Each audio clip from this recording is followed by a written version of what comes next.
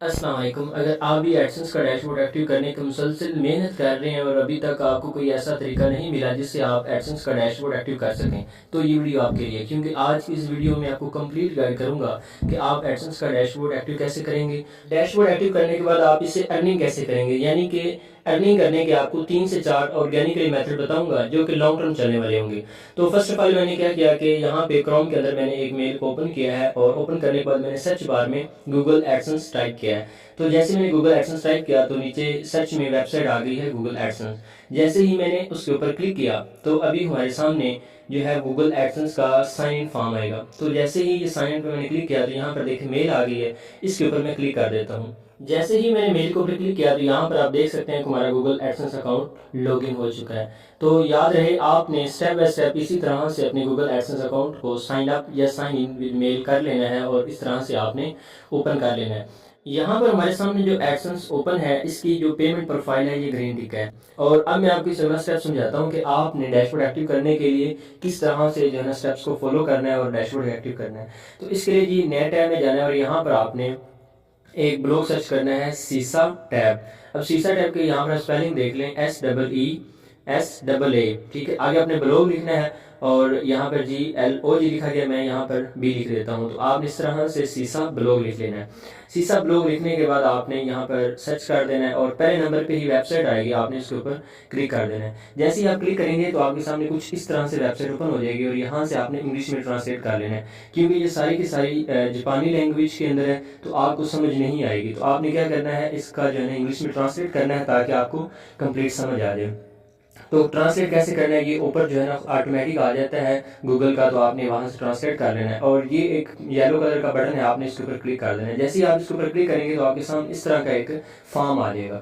अब यहाँ से आपने फॉर्म सबमिट करना है और आपका जो ब्लॉग है ये क्रिएट हो जाएगा। याद रहे ये जो ब्लॉग है ये आपके ब्लॉगर की तरह और EX ब्लॉग की तरह काम करता है और इसमें आपका अलग से रेवेन्यू होगा और इसमें जो आप अर्निंग करेंगे वो मैं आपको आगे तरीके बताता हूँ 3 से 4 जो कि बिल्कुल वर्किंग में है। अच्छा, तो मैं अब आपको समझाता हूँ कि आपने इस पर अकाउंट कैसे क्रिएट करना है। इसके लिए आपने पहले इसको इंग्लिश में ट्रांसलेट करना है, ऊपर मेल लिखनी है, सेम वही मेल आपने नीचे लिखनी है और यहाँ पे आपने पासवर्ड सेट करना है और अगेन वही पासवर्ड जो है ना आपने नीचे देना है और यहाँ पे आपने मेल है, फीमेल है, शी मेल है, जो भी है वो लिखें। उसके बाद आपने यहाँ डेट ऑफ बर्थ सेट करनी है और नीचे आपने जो है एक सिक्योरिटी फॉर्म होगा यानी सिक्योरिटी बॉक्स होगा, आपने इसको फिल कर देना है। यानी कि एक टाइम फॉर, यानी कि अगर एक को 4 से ज़रा बिल कितना बनता है, 4 ही बनता है। तो यहाँ पर जी 4 लिख देता हूँ और उसके बाद जी एग्री टर्म्स एंड कंडीशन पर क्लिक करता हूँ। जैसे मैंने क्लिक किया तो अभी हमारा कुछ ही सेकंड्स में जो है ये ब्लॉग क्रिएट हो जाएगा। आगे हमने इसका टाइटल डिस्क्रिप्शन वगैरह देना है और फिर इसके अंदर हमने इसको अप्लाई कैसे करना है वो भी आपको समझाता हूँ। तो देखें जैसे ही मैंने साइन अप पर क्लिक किया तो हमारे सामने एक कंग्रेचुलेशन का मैसेज आ चुका है। अगर मैं इसको इंग्लिश में ट्रांसलेट करता हूँ तो यहाँ पर देखें कि वो कह रहे हैं कि आप अपनी मेल चेक करें, ठीक है। तो अब हमने क्या करना है, अपनी जो मेल है उसको ओपन करना है। वहाँ पर एक एक्टिवेशन के लिए लिंक आया होगा, हमने उसके ऊपर क्लिक करना है। जैसे ही उसके ऊपर क्लिक करेंगे तो हमारा जो ब्लॉगर है वो अकाउंट क्रिएट हो जाएगा।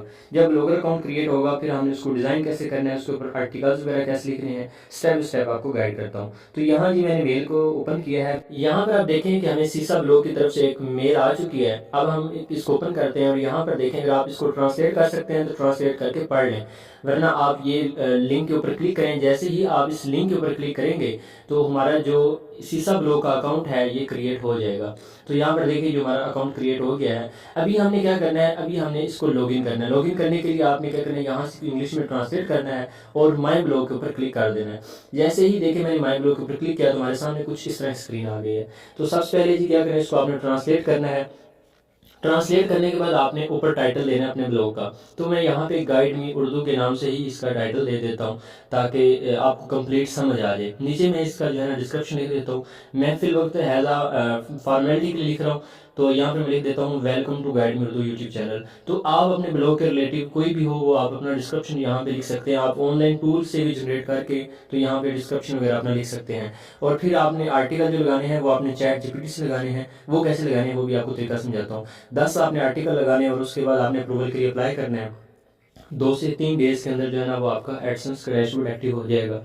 तो अब यहाँ पर जी आपने इसका लिंक सेट करना है। लिंक के लिए भी मैं वही गाइड मी उर्दू के नाम से ही नीचे लिखता हूँ और ये लिंक अवेलेबल है और वैलिड है जी। मैं इसका जो है डन कर देता हूँ। नीचे यहाँ पर जी आपने निक नेम लिखना है, तो निक नेम में मैं गाइड मी उर्दू लिख देता हूँ। ठीक है, गाइड मी लिख देता हूँ। और उसके बाद कैटेगरी में यहाँ पर अनलिमिटेड कैटेगरीज हैं और यहाँ पे आप अपनी मर्ज़ी की जो है कैटेगरी सेलेक्ट कर सकते हैं। तो मैं यहाँ से टेक्नोलॉजी के हवाले से सिलेक्ट कर लेता हूँ, आईटी के हवाले से। तो ये जी टेक्नोलॉजी के हवाले से पड़ी है जी, इसको मैं सिलेक्ट कर लेता हूँ। तो आप यहाँ से अपनी मर्ज़ी की कोई भी एक कैटेगरी सेलेक्ट कर सकते हैं जिस कैटेगरी के रिलेटेड आपका ब्लॉग हो। उसके बाद नीचे है जी यहाँ पर सिक्योरिटी यानी कैप्चा, आपने इसको फिल करना है। इसको थोड़ा सा गौर से आपने देखना है। इसके अंदर नंबर्स होंगे, आपने इन नंबर्स को नीचे बॉक्स में टाइप कर देना है। उसके बाद आपने यहाँ क्रिएट ब्लॉग पे क्लिक कर देना है। यानी पहले इस पर अकाउंट क्रिएट होता है, उसके बाद ब्लॉग क्रिएट होता है। अभी यहाँ पर आप देखें हमारा जो ब्लॉग है ये क्रिएट हो चुका है और इसका बेहतरीन डिज़ाइन है, ब्लॉगर की तरह ये बेहतरीन डिज़ाइन इसका, और इसके अंदर काफ़ी सारे थीम्स भी हैं और बेहतरीन इसका सेटअप है। और इन फ्यूचर आप देखिएगा अगले कोई 5-6 हम इसका जो है ना बहुत अरूज होगा। तो यहाँ पर आप देखें जी कि इसका जो है ना, अब आप आर्टिकल कैसे लिखेंगे, राइट एंड आर्टिकल जो है ना आपको नज़र आ रहा है, इससे आप आर्टिकल लिखेंगे। और अगर आप इसके लिंक पर क्लिक करें तो ये इसका लिंक है guidemeurdu.sisa.net। ठीक है, कितना यूनिक और ऑर्गेनिक डोमेन लग रहा है। तो ये एक बेहतरीन डोमेन बन गया और इस पे डिज़ाइन आप देखिएगा बड़ा मज़े का डिज़ाइन होगा। ऐसे लग रहा है जैसे वर्डप्रेस पे जो है ना ये सारा सेटअप बना हुआ है। और यहाँ पर आप जितने आर्टिकल्स लगाएंगे वो यहाँ लेफ्ट साइड पे आर्टिकल सारे शो होते जाएंगे। और इसके अंदर डिज़ाइन आपने कैसे करने है और इसको आगे अप्लाई कैसे करना है यही आपको स्टेप बाय स्टेप सारा गाइड करता हूँ। तो आप कोशिश करें इसको इंग्लिश में ही ट्रांसलेट करके यूज़ करें ताकि आपको समझ से जाती है। तो यहाँ पर लिस्ट है आर्टिकल्स की, यहाँ से आप डिज़ाइन करेंगे। यहाँ पे फाइल मैनेजर सेटिंग है और यहाँ मैं सेटिंग के ऊपर क्लिक कर देता हूँ। जैसे मैंने सेटिंग पर क्लिक किया यानी न्यू टैब में, तो यहाँ पर आप देखें सेटिंग इसकी एक न्यू टैब ओपन हो गई है और इसको इंग्लिश में ट्रांसलेट करता हूँ। यहाँ पर देखें इसकी हर एक चीज़ की अलग से सेटिंग है।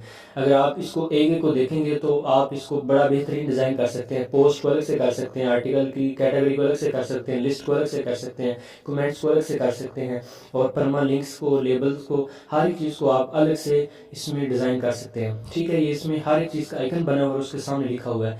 और इसके लास्ट पे ही आपको जो TXT फाइल होती है उसको ऐड करने का भी मिलेगा।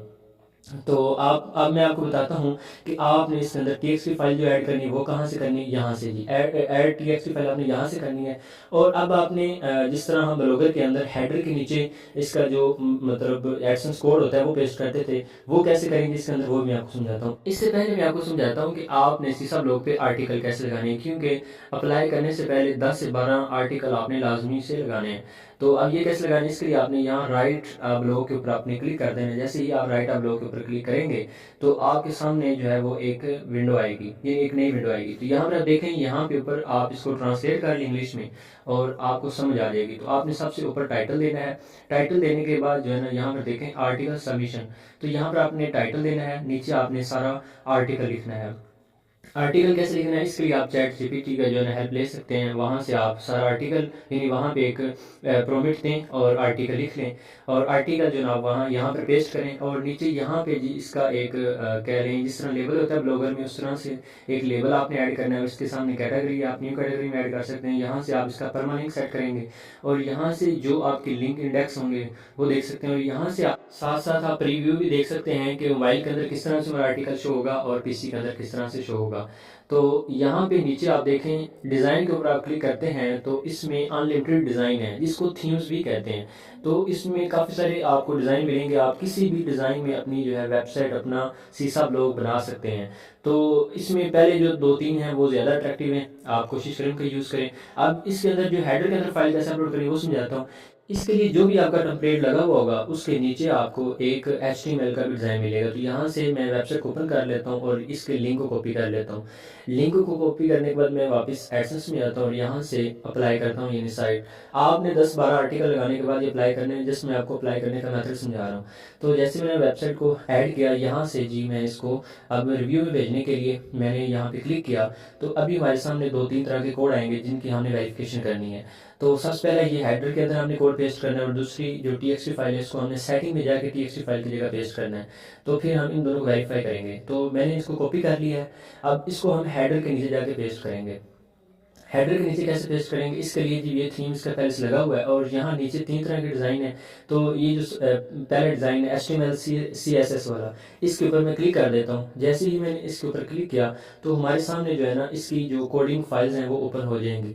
ठीक है, तो आपने क्या करना है, इसके ऊपर क्लिक करना है। यहाँ पर आपका जो टेम्पलेट है उसका नेम आएगा। ठीक है, नीचे तो आप यहाँ पर जो इसका नीचे नेम आ रहा है ना, डिज़ाइन टाइटल, हेडर के हेडर जो है वाइट है इसके सामने, तो इसके ऊपर क्लिक कर देना है। जैसे इसके ऊपर क्लिक करेंगे तो आपके सामने इस तरह की जो है ना फाइल ओपन हो जाएगी। यहाँ पर हमारे ब्लॉग की जो फाइल्स है वो 3 फॉर्मेट में ओपन होंगी। तो आपने जो सेकंड वाला है HTML वाला, उसके ऊपर क्लिक करना है तो वो आपके सामने कुछ इस तरह से ओपन होगा HTML वाला। तो यहाँ हेड के नीचे आपने जो पब्लिशर आईडी है उसको पेस्ट कर देना है। नीचे ये सेव का बटन है ग्रीन वाला, आपने इसके ऊपर क्लिक करना है। जैसे ही आप इसके ऊपर क्लिक करेंगे तो जो इसकी पब्लिशर आईडी है वो यहाँ पे हेडर के नीचे जो हमने लगाई है, हेड के नीचे, वो हमारी जो है सेव हो जाएगी। उसके बाद हमने TXT फाइल को कॉपी करना है और सेटिंग में जाकर हमने उसको जो है वो पेस्ट करना है। तो मैं इसको यहाँ पे ट्रांसलेट करता हूँ। तो यहाँ पर आप देखेंगे कि हमारी जो थीम की फाइल थी ना, उसके अंदर जो हमने हेड के नीचे कोड पेस्ट किया है वो यहाँ पे सेव हो चुका है। अभी ये ट्रांसलेट हो रहा है, आप इसे देख ली। इसके बाद हम एडसेंस में जाएंगे और वहाँ से हम TXT फाइल को उठाएंगे